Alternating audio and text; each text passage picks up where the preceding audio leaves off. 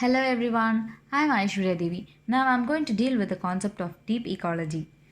The modern environmental movement, after decades of struggle, appears further than ever from its goal of preserving a healthy and livable planet. The pesticides were against the international environmental movement. The greenhouse gas emission to deforestation has caused a severe impact to people and ecosystem.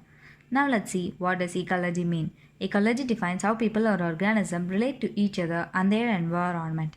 The study of interaction among organisms and the interaction between organisms in the environment is termed as ecology. What does deep ecology mean? Let's get into it. The term deep ecology was dubbed by Arrhenius in the year 1972.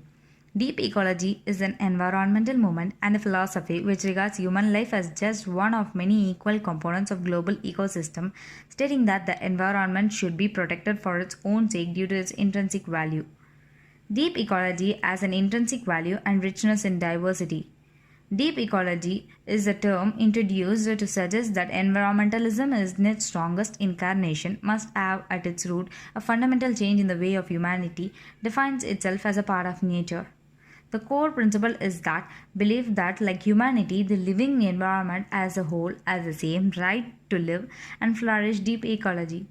Deep ecology describes itself as a deep because it pursues in asking deeper questions concerning why and how, and thus is considered with the fundamental philosophic questions about the impact of human life as one part of the ecosphere rather than with a narrow view of ecology as a branch of biological science.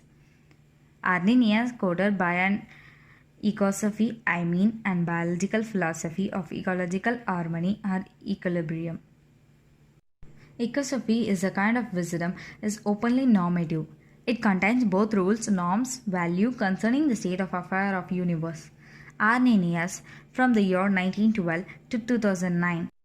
He is a Norwegian philosopher who founded the term deep ecology. He is an inspirational figure in environmental movement and environmental activist who combined the vision of Gandhi's nonviolence with his thoughts.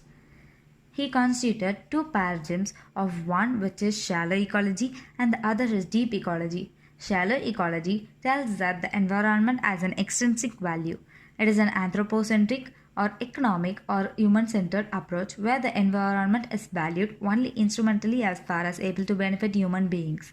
Its recommendations are justified exclusively in matters relating to human health and not the health of the planet for its own sake.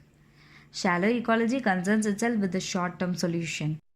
Next, let's see the 8 basic principles of deep ecology, which was created by George Sessions and Arrhenius in the year 1984. The first basic tenet of deep ecology is inherent value. The well-being and flourishing of human and non-human life on the earth have value in themselves. The second tenet is diversity, richness. The diversity of life forms contribute to the realization of these values and are also values in themselves.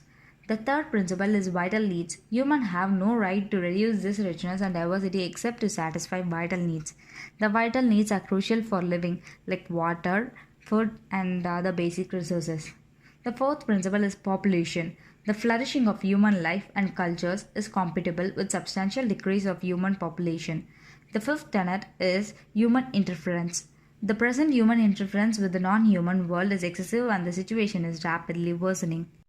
The sixth principle is policy change. Policies must therefore be changed. These policies affect basic economic, technological, and ideological structures. The resulting state of affairs will be deeply different from the present. Seventh is quality of life. The ideological change is mainly that of appreciating life quality rather than adhering to an increasingly higher standard of living. There will be a profound awareness of the difference between big and great. The eighth principle is obligation of action. Those who subscribe to the foregoing points have an obligation, directly or indirectly, to try to implement the necessary changes. Arrhenius argues that there is a difference between shallow and deep ecology. Deep ecology has an intrinsic value approach, while shallow ecology has an extrinsic value approach. Shallow ecologists tend to see plants, animals, and natural objects valuable only as resources for humans, where deep ecology is concerned with ecosystem, resources, and its habitats for all life forms in their own sake. Arrhenius specified four levels of questioning and articulation. The level 1 is ultimate premises, that is, the religion oriented view. The second level is platform principles like deep ecological movement. The third level is specific policies like economic policy or environmental policy. And the level 4 is practical actions.